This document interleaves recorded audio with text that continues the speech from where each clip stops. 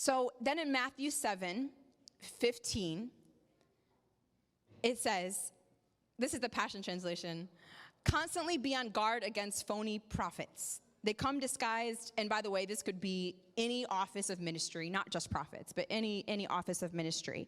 Because whoever is false means they're not called by God.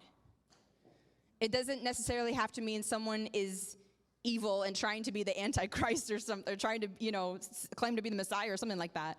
It's some people that are just having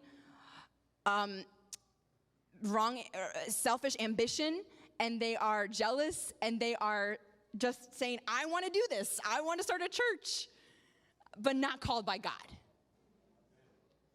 So that's what it means. It's not necessarily like something very spooky, because many times it's like, oh, a false prophet.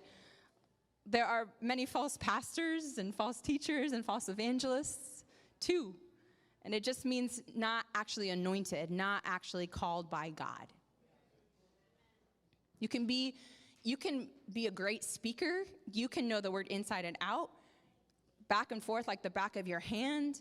You can present the word very well, but you could not be called by God. And it doesn't matter how well you present the word of God, how good you know it, if you're not called by God, if you're not anointed. So it says, they come, beware against phony prophets. They come disguised as lambs, appearing to be genuine, but on the inside they are wild, ravenous wolves. You can spot them by their actions, for the fruits of their character will be obvious. That's how you can discern. Now we're getting into how to discern. You can spot them by their actions, for the fruits of their character will be obvious. You won't find sweet grapes hanging on a thorn bush, and you'll never pick good fruit from a tumbleweed. So in other words, a good tree can't bear bad fruit, and a bad tree can't bear good fruit.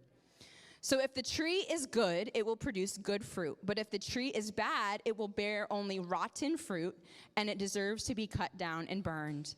Look at the obvious fruit of their lives and ministries, and then you'll know whether they are true or false. So here we have it. This is how to discern. The Word of God, Paul is telling, the Word of God, it says in Matthew, we shall know by their fruits. And so the Passion Translation, it puts it amazingly. It says, look at their obvious fruits of their lives and ministries.